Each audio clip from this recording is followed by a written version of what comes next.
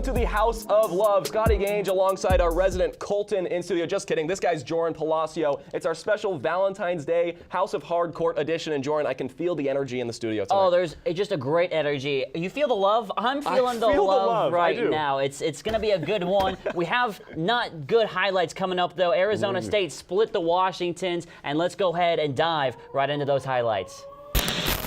The Sun Devils against the Cougars last Thursday at the Bank. There's a view coming out of the tunnel, and it is shaping up to be a big win for the Sun Devils, or at least so we thought. And Rob Edwards did not have his best game, probably his worst as a Sun Devil. And here's how it started, and get used to that. That's CJ Elby for three, and Rob Edwards, just like I was saying, that's an air ball on the long two. And here come the Cougs down the stretch. A little fast break. That is Franks Jr. for three. Robert Franks Jr. had 34 points in this one, and watch out, that's a big dunk right there from Marvin Cannon. The bench is loving it on the side, and this is all Cougars in this one. Check out the ball movement. LB again from three, and it's all money for Washington State. Without a doubt, the worst performance from the Sun Devils in the entire Hurley era. And look at this, even at halftime, the junior dunk challenge, even that can't go Arizona State's way.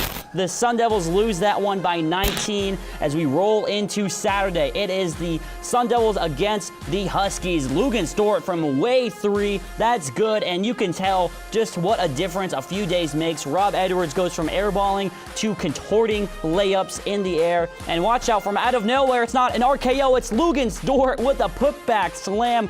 What a play by Dort. The bench is loving that as well. That one looks better than the Washington State one. Remy Martin, he's been finding his shot, and that is all net, and he points to the bench and saying, I got your back. Here's Romello White. He had a huge game in this one, 17 points, makes the tough layup right there, and the bench and Romello is feeling it. You can tell what a big win this was, 75-63, Arizona State over UW.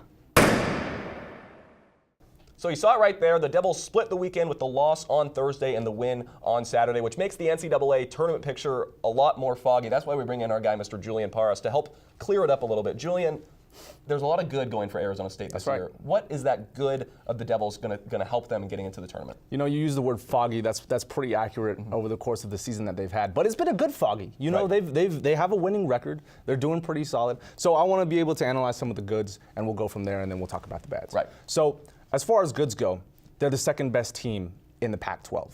And I mean, obviously the Pac-12 isn't one of the strongest basketball conferences in the country, but when you look at some of the wins that they've had over the course of their season, it begs to differ. So over their 16-7 run, they've been able to beat the Jayhawks, as a matter of fact, two years in a row. And if you go up against a team of that caliber, you obviously know what it takes to be able to win a basketball game. Against a team that's that good and that solidified, that says something about the program and the players and what they want to do to be able to win basketball games. Here's another thing. They're the fourth best team in the country when it comes to total rebounds. So they're averaging 13 offensive rebounds a game as well. So they understand what it means to be able to handle the ball, to be able to get those second chance points, and what the result of that is. If you're able to rebound the ball well, you're able to win basketball games. Exactly, and you talk about it was the Kansas win last year, which seemed to help ASU get into the tournament, and really that win, and maybe the Xavier win as well. But this year, there's lots of goods for Arizona State, but Julian, you noted it. There's also some bads that are some really bad for the Devils. What is that going to do to maybe keep them out of the tournament? That's right. So the goods, they're good things to be able to keep in mind. The bads that come with it are things like defensive inconsistency. They're down statistically when it comes to free throw percentage, field goal percentage, three-point percentage, which is huge because if we're talking basketball, we live in an age where the three-pointer is so necessary, so needed in order to win basketball games. Another thing, they're up in turnovers by 3.6. So they're not being able to take care of the ball very well. And obviously that results in losses. You have to understand what it means to be able to take care of the basketball as well as being able to use your chances to the best opportunity that are given to you. These kinds of things are what Arizona State has to focus on in order to be able to win as the season moves forward. As the season moves forward, it's confusing, and as we talked about earlier, yeah, it's foggy. absolutely. It's foggy to see if they're going to find their way in the NCAA tournament. So we have a special Valentine's Day edition theme for you, I guess. So here's your rose, and this rose represents an NCAA tournament bid. So you can either keep it for yourself and make good use of it in however which way you want to on Valentine's Day, or you can give it to the Devils as an NCAA tournament bid. Where are you going and why? Okay. So with this rose, I can't confidently say that I can give it to them yet. So you're keeping it? I am keeping it for now. But and the reason I say that is completely fair. So I want to be able to look at what their schedule, what is ahead of their schedule. They've got Colorado, Utah, Stanford, Oregon, Cal, Oregon State, and then University of Arizona. So these kinds of teams, I believe that they can win all of these, if not majority of these games. If they can at least get, the majority, like maybe lose 1 to 2, they have a chance of being able to get into that top 25. That is no question. They have to find an identity. They have to find a way to win basketball games on a more consistent basis, and then they're solid. And then I can give them the rose. So you're holding on to the rose for now? I'm going to hold on to it for now. For now? For now. They're not getting it on Valentine's Day? They're not getting it on Valentine's Day. It'll be more of like a late ceremony. Yeah, maybe like a St. Patrick's Day Yeah, rose, sure. Yeah, here you go. We're kind of off, but he's going to make good use of that rose right now. But luckily for, I guess, Arizona State fans, is we have another rose to give out, and that's going to Zach Keenan, our special Valentine's Day edition of Around the Pac-12. Welcome to The Bachelor, sans bad puns and corny jokes. I have one rose to hand out today to a team I deem worthy of a bid to the tourney for this week's edition of Around the Pac. First off are the Huskies of UW. They're ranked first in the Pac-12, and for good reason. Although Jalen Noel and Matisse Thybulle have been reason to love this squad, when teams break down their 2-3 zone, it proves disastrous. Their 19-5 record looks lovely, but it's misleading. The Huskies have only played 3 ranked teams this season and lost to all of them. For those reasons, I'm sending the Huskies packing back to Federal Way. Oregon State is my sleeper pick. The duo of Tress Tinkle and Stephen Thompson Jr. is a recipe for love. However, if they're looking to charm me, their losses to St. Louis, Kent State, and Stanford don't seem to stir my heart. As they finish conference play, it'll be interesting to see if the Beavers can still win me over. For now, though, it's the team where my true love lies, the Arizona State Sun Devils. Call me biased, but I've been cherishing Zylan Cheatham, been feeling some type of way for Daquan Lake, and I think Remy Martin's field goal percentage is so fine it blows my mind. I told him I wouldn't do the puns, but ASU has been an enigma this season, beating #1 Kansas, then losing to unranked Princeton, losing to Washington State, then taking it to Washington. If there's one thing that ASU needs, it's constant fan support. This team has shown that they can play, and for that reason, the Arizona State Sun Devils in my rose. If you were to look up the word inconsistent in the dictionary or on your phone, you'd probably see a picture of the Devils. This team has personified that word this season. One game, they're either beating the best team in the conference, like Washington, or the best team in the country, like Kansas. Then this team will lose the next game to Princeton, and that tells you all you need to know. The season already nearing an end, and arguably less is known about who this team really is than before the season.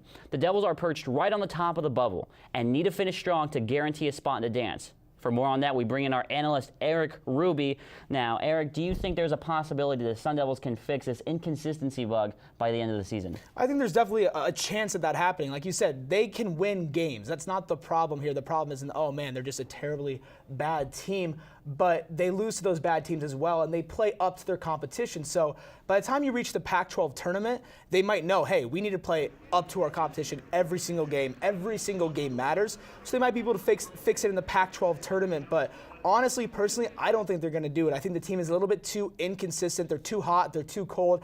And that's not really something that's going to bode well for you when you hit the Pac-12 tournament. And I think that's their best chance of getting into the tournament in March.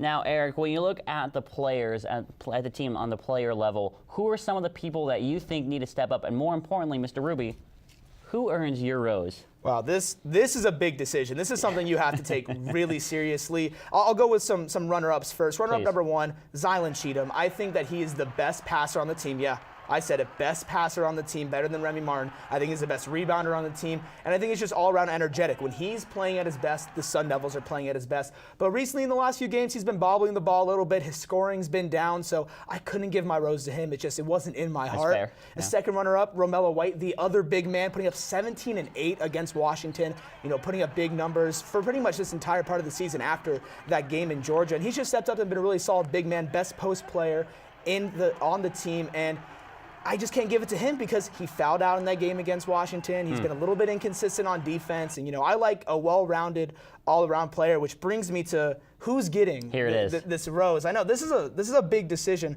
I'm going with Luguentz Dort, and it's not just because, he was a great scorer at the beginning of the season. In fact, his scoring's dropped off, but in that drop-off, he's become a better passer, a better defender, possibly all Pac-12 defense, all-team Pac-12 defense.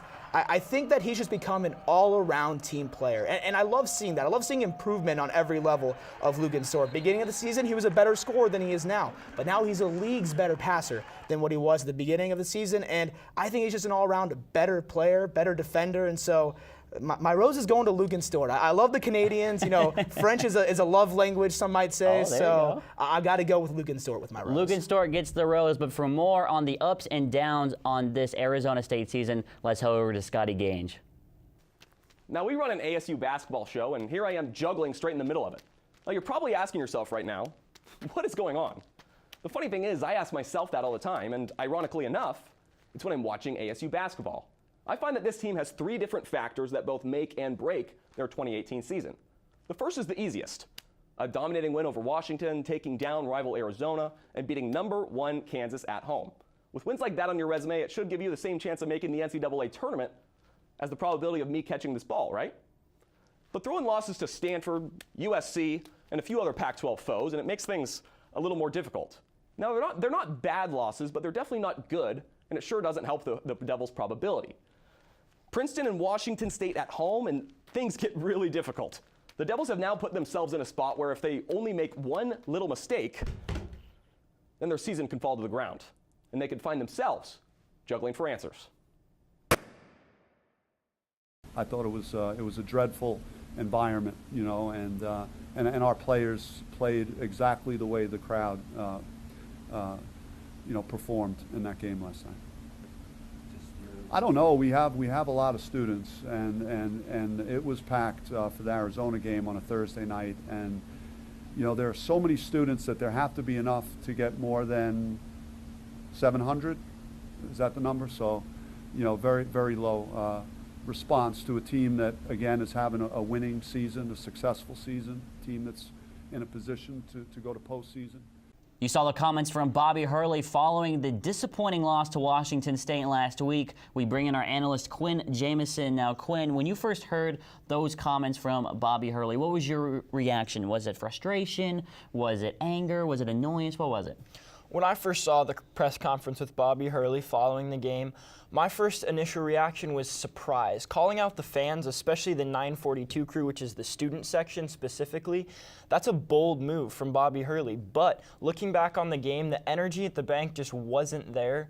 And I feel like he needed to do something just like that to not only boost his team's morale, but boost the energy in the bank. And why do you think he did it? Do you think it was frustration from the Washington State loss? Do you think it was motivation for the fans to pick up the slack, so to speak? What was going through his mind, do you think?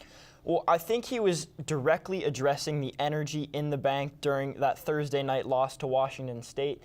Teams play to the student section. The student section was not feeling it. He wasn't necessarily blaming the loss on there not being enough energy in the stadium, but there was definitely a contributing factor, and I think he was just a little frustrated with that. So he was directly addressing the student section and their actions in that Thursday night loss. And finally, and most simply, Quinn, do you think it worked, and should he ever do it again? I think it was a risky move, but at this point in Bobby Hurley's tenure as the Arizona State head coach, he's earned the respects of the fans, and it really did pay off for them. On Saturday, they had Washington in town. They were leading the Pac-12, and Arizona State picked up the win in what was arguably their best Pac-12 win of the year. The bank was rocking, and I think that was a big reason why was because of Bobby Hurley calling him out. So in the future, I don't know if it'll work again, but in this time, Bobby Hurley pulled it off. Always with the latest. Quinn Jamison, we appreciate it. Taking around the best of the Pac-12 for this weekend, and we're going to start in the mat. This is Kenny Wooten chucking it down for the putback.